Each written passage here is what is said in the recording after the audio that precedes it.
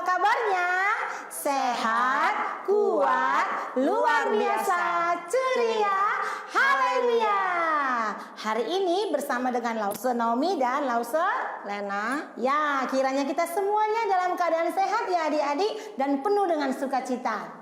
Ya, benar sekali Lause, sungguh bersukacita karena Tuhan telah menyertai kita sehingga kita bisa bangun pagi ini dan kembali memuji dan memuliakan Tuhan lewat pujian kita.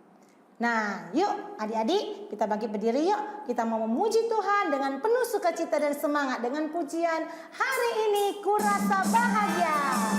Sambil bertepuk tangannya, kita naikkan pujian ini.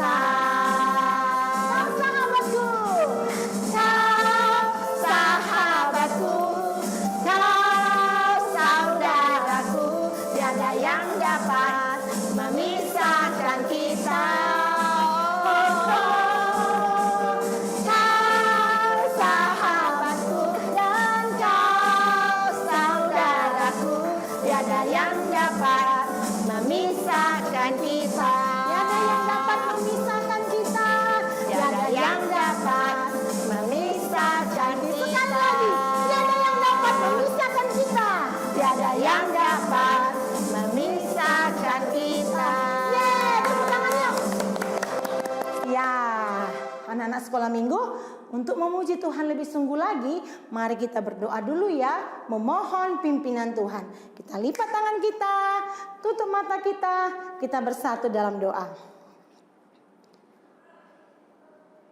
Terima kasih Tuhan, di pagi hari ini kami sungguh bersyukur, kami sungguh bersukacita karena hari ini adalah hari yang dijadikan oleh Tuhan.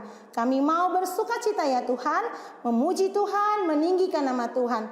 Lewat pujian kami yang kami naikkan di hadapan Tuhan, biarlah Tuhan boleh disenangkan dan semua anak-anak sekolah minggu yang mengikuti ibadah ini boleh diberkati oleh Tuhan. Terima kasih ya Bapak, Engkau pimpin kebaktian kami dari awal, pertengahan hingga akhir. Dalam nama Yesus kami berdoa. Amin.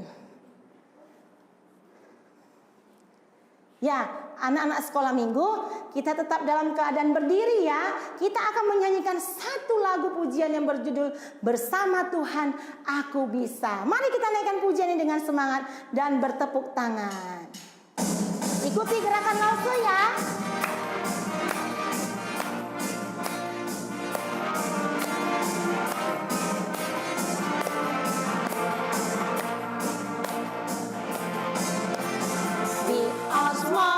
Short and tall, semua dicintainya.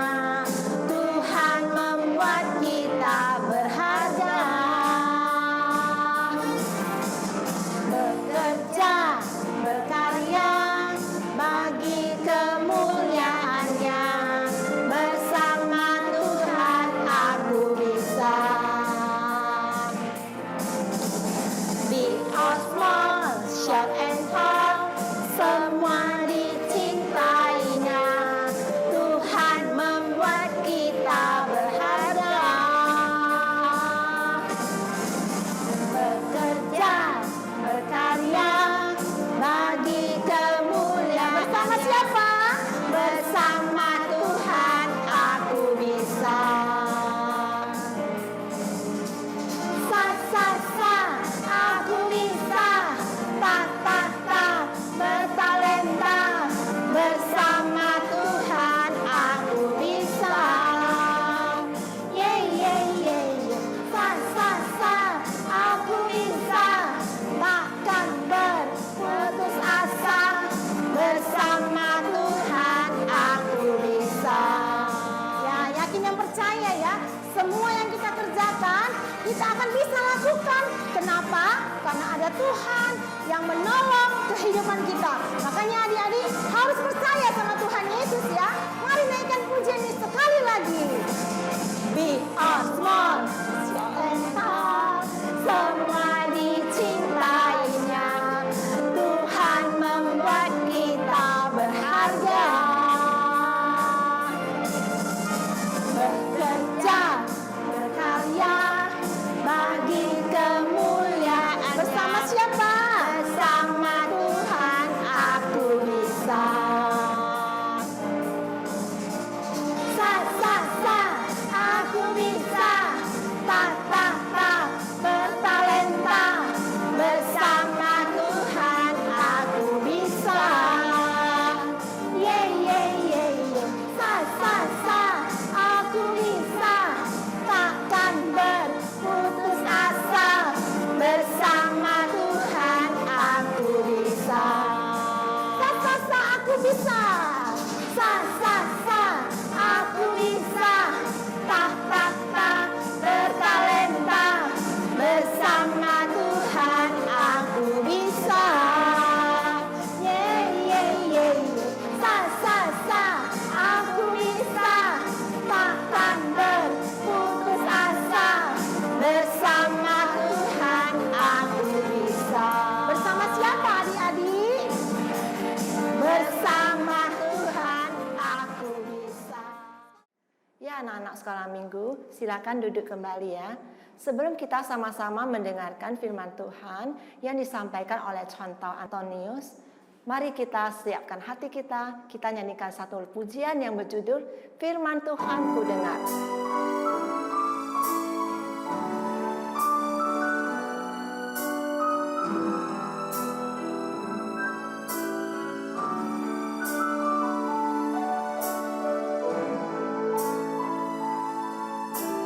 Firman Tuhan ku dengar,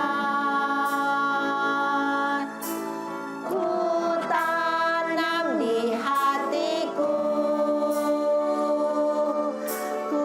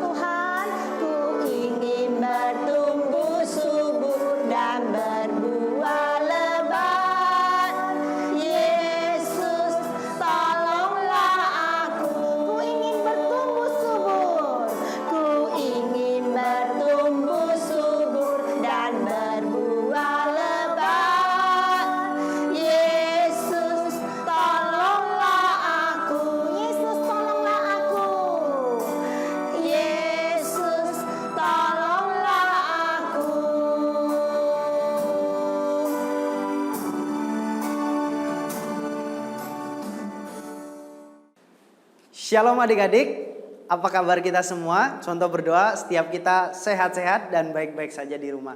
Dan pagi hari ini kita mau sama-sama kembali belajar kembali firman Tuhan. Namun sebelumnya kita siapkan hati dan pikiran kita bersatu di dalam doa. Tuhan, kami bersyukur pagi hari ini kami boleh bangun, kami boleh beribadah, memuji Tuhan. Dan pagi hari ini kami boleh mendengar firman Tuhan. Tuhan bicara kepada kami siap mendengar. Dan kami percaya bahwa Tuhan boleh menyertai kami. Berkati Contoh Antonius dalam pemberitaan firman, biarlah Tuhan yang berbicara bagi setiap adik-adik semua. Di dalam nama Tuhan Yesus kami berdoa dan mengucap syukur. Amin. Oke, shalom sekali lagi adik-adikku yang kasih dalam Tuhan. Kita hari ini mau belajar satu tema, yaitu bersama Tuhan aku bisa. Adik-adik dan contoh, bersama Tuhan pasti bisa. Coba katakan sama-sama, bersama Tuhan aku bisa. Nothing is impossible.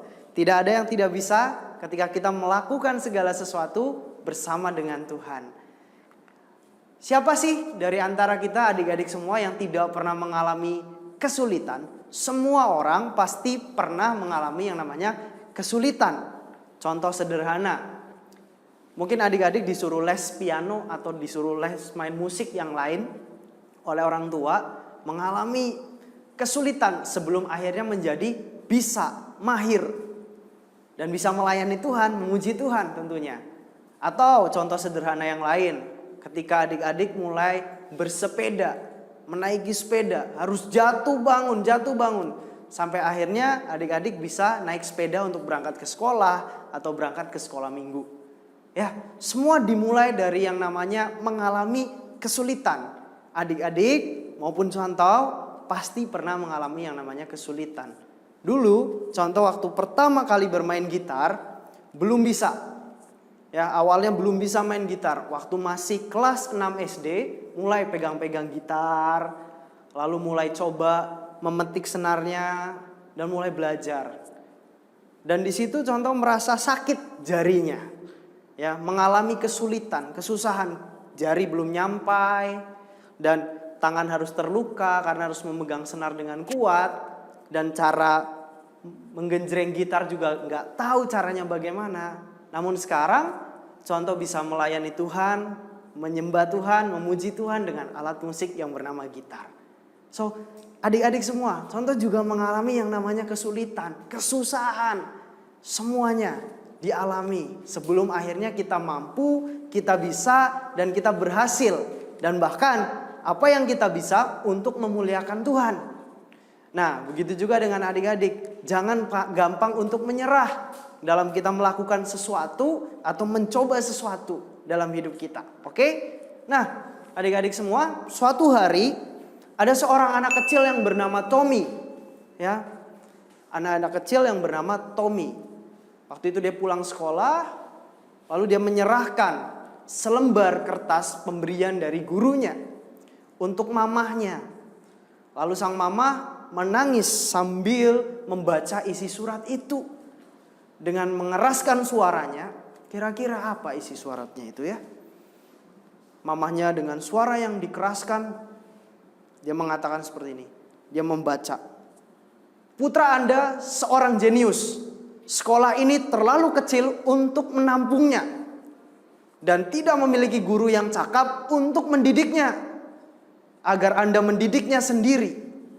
Isi surat itu seperti itu adik-adik. Surat yang diberikan Tommy untuk mamahnya. Siapa Tommy kecil ini? Adik-adik semua. Tommy kecil ini adalah seorang yang menemukan lampu pijar. Yang bernama Thomas Alva Edison. Karena waktu kecil dia kurang bisa mendengar dengan baik. Dia belajar juga susah. Untuk mengerti pelajaran dari gurunya sulit sekali, sehingga gurunya menyurati mamahnya.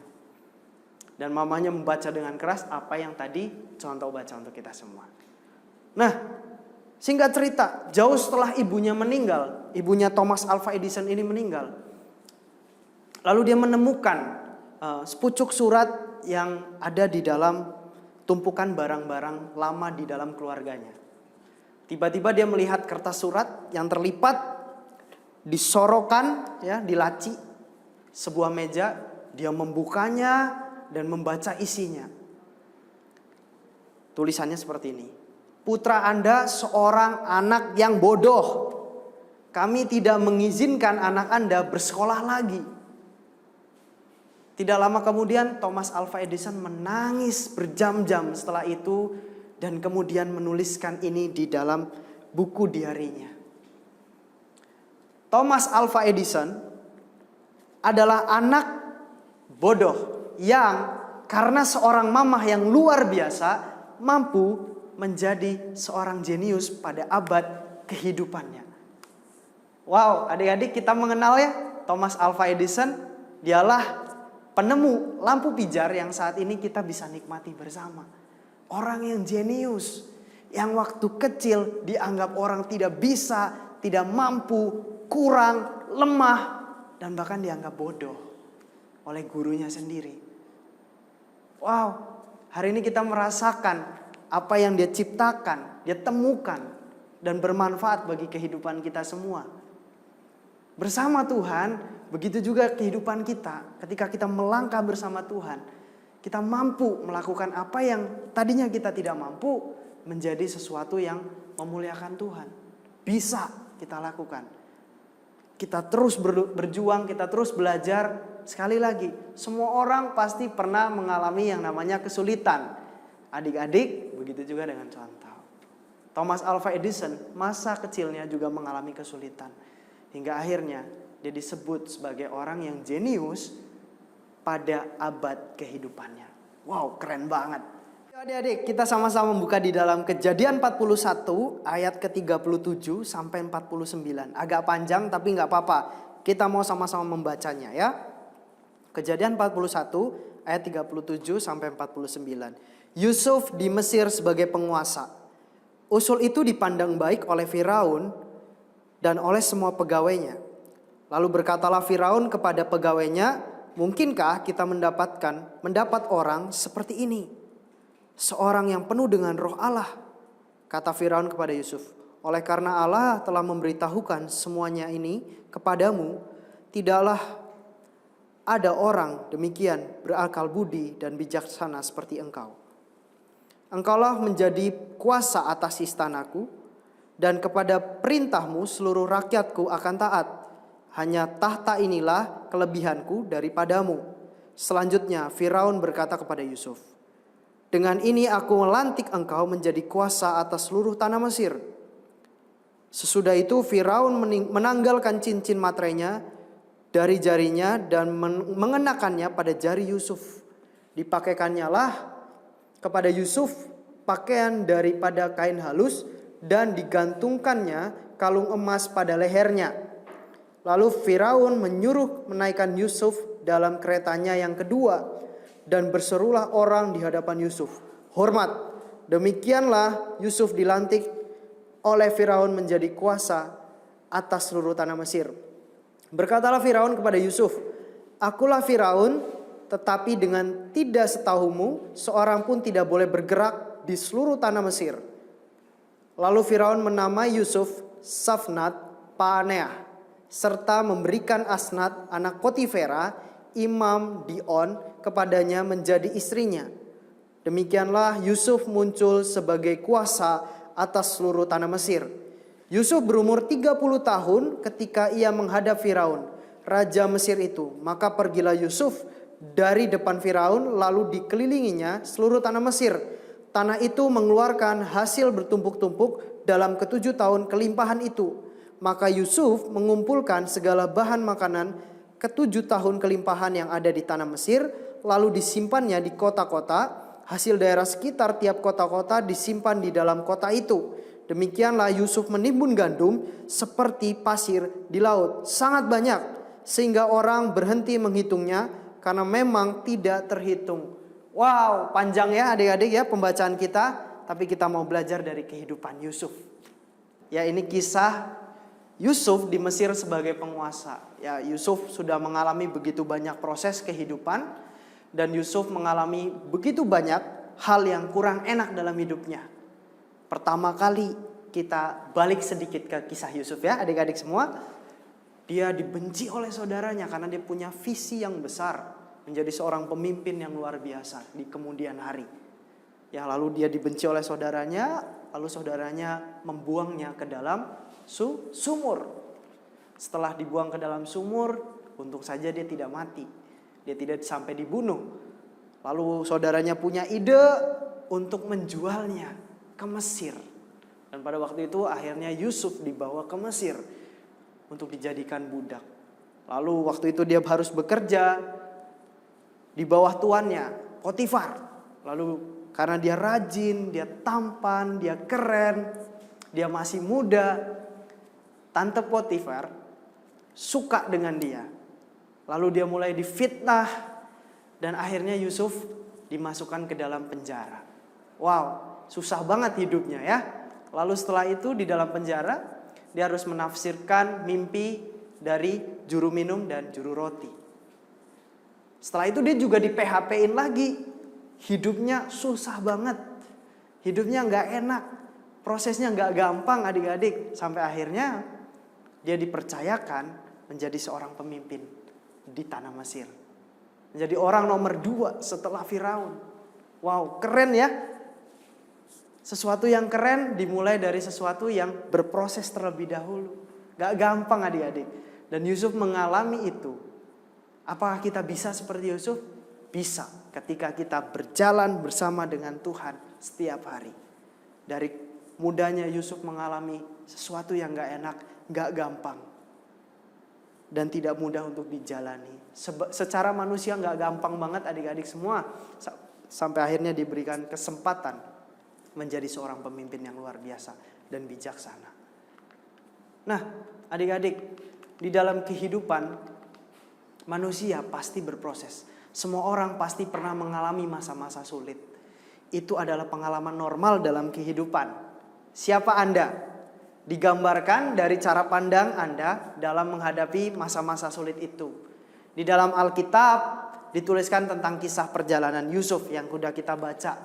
Ya, meskipun kita baca ketika dia sudah berhasil, tapi proses demi proses dia harus lalui. Mulai dari dibenci, dijual, jadikan budak, difitnah, dipenjara, melewati masa-masa susah. Lewat pengalaman pahit itu, Yusuf bisa saja tumbuh menjadi pribadi yang dipenuhi dengan apa coba? Kebencian. Ya, Yusuf bisa menjadi pribadi yang dipenuhi rasa benci karena prosesnya begitu berat, begitu susah.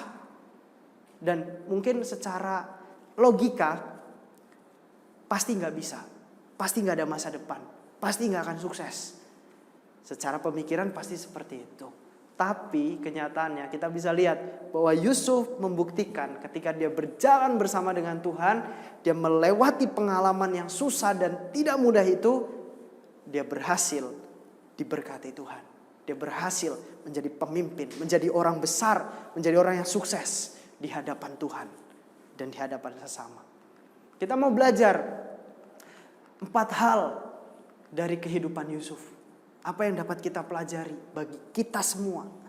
Yang pertama, Yusuf memiliki hati yang terus menerima. Ya, Yusuf mengajarkan kepada kita adik-adik bahwa hanya dengan menerima kondisi saat inilah. Ya, mungkin adik-adik juga mengalami kesusahan, kesulitan hari ini.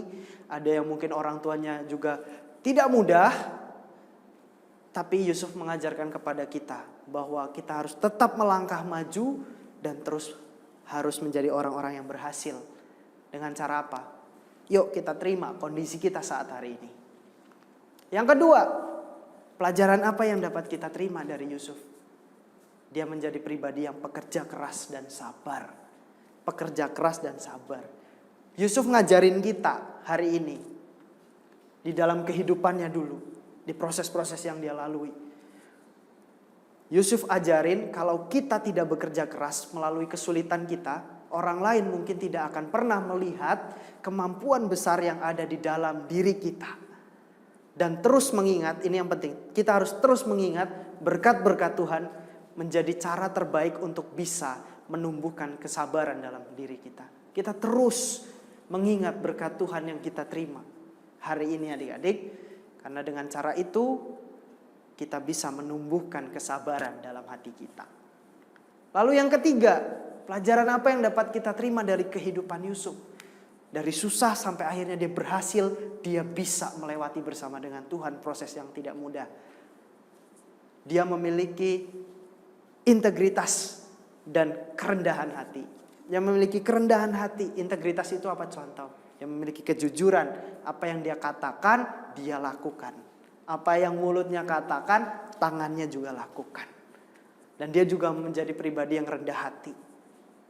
Yang memilih untuk tidak terjerumus dalam godaan ujian apapun. Waktu digoda Tante Potifar, dia justru lari.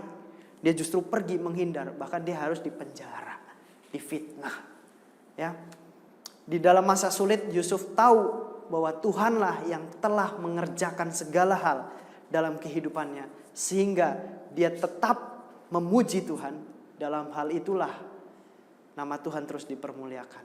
Lewat kehidupan susah yang Yusuf alami, dia tetap percaya bahwa kehidupannya sudah diatur sama Tuhan. Dan tugas dia cuma satu, terus berjalan dengan Tuhan. Yang keempat, pelajaran buat kita semua apa dari kehidupan Yusuf? Yang memiliki belas kasihan dan pengampunan. Yusuf memiliki hati yang penuh dengan belas kasihan dan yang mau mengampuni. Ketika Yusuf menyampaikan jati dirinya di depan saudara-saudaranya, sudah buang dia waktu kecil dulu, sudah jual dia, sudah membenci dia, dia tunjukkan identitasnya, lalu dia berkata seperti ini adik-adik. Tetapi sekarang janganlah bersusah hati dan janganlah menyesali diri.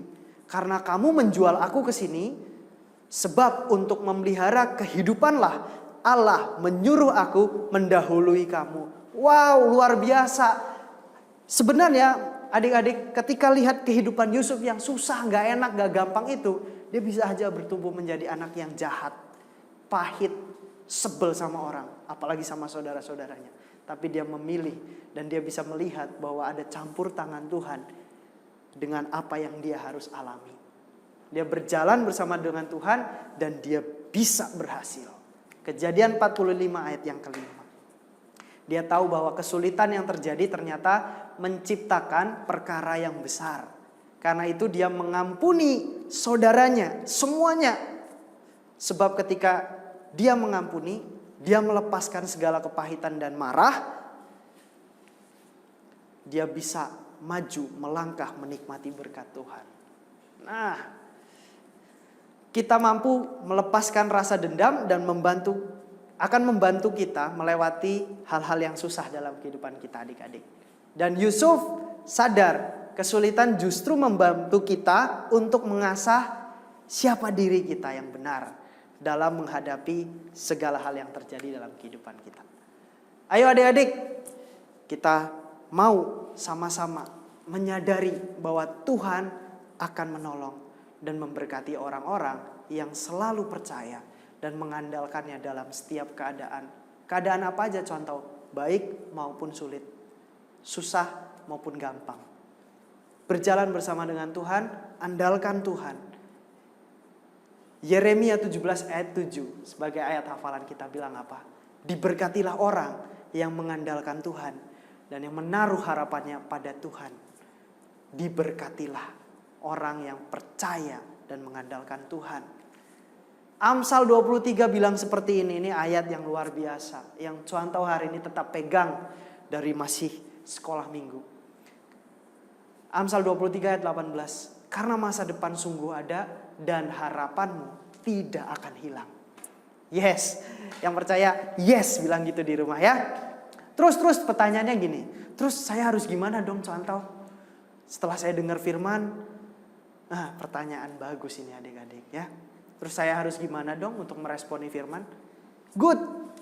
Saya suka ditanya dan saya suka dijawab. Saya suka menjawab. Jawabannya di Amsal 3 ayat yang ke-6. Apa yang harus adik-adik lakukan? Ini nih, Amsal 3 ayat 6. Coba buka Alkitabnya. Amsal 3 ayat 6. Baca yang keras di rumah masing-masing. Yuk, 2, 3. Akuilah dia dalam segala lakumu, maka ia akan meluruskan jalanmu. Ya adik-adik, akuilah Tuhan dalam kehidupanmu. Tuhan siapa? Tuhan Yesus.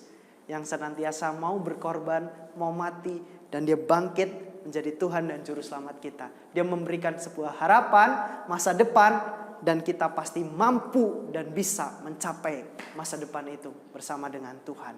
Bersama dengan Tuhan, aku bisa. Sekali lagi coba bilang, bersama dengan Tuhan, aku bisa. Oke, Tuhan Yesus memberkati, kita bersatu dalam doa. Tuhan Yesus, kami bersyukur untuk firman Tuhan yang sudah kami dengar. Kami belajar dari kehidupan Yusuf yang mengalami proses demi proses.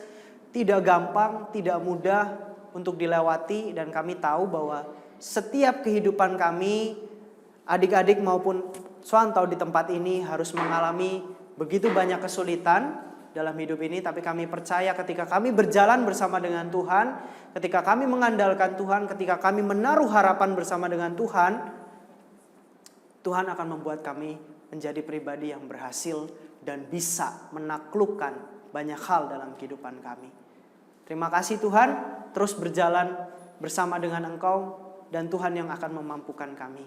Roh Kudus yang boleh menolong kami. Berkati semua kehidupan adik-adik dalam studi mereka, dalam apapun yang mereka kerjakan, dalam pergaulan mereka, dan bahkan hubungan mereka dengan orang tua mereka. Tuhan yang senantiasa memberkati dan memelihara. Di dalam nama Tuhan Yesus kami berdoa dan mengucap syukur. Amin. God bless you adik-adik.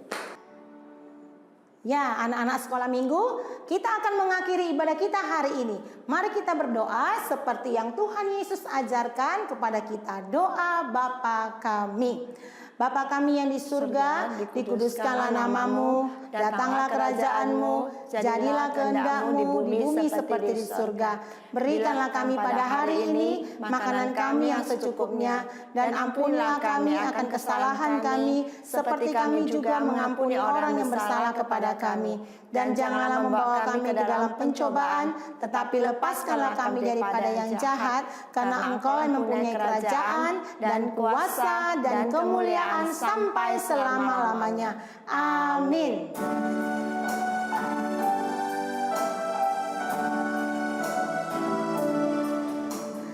God is so good. God is so good. God is so good. Is so good to me.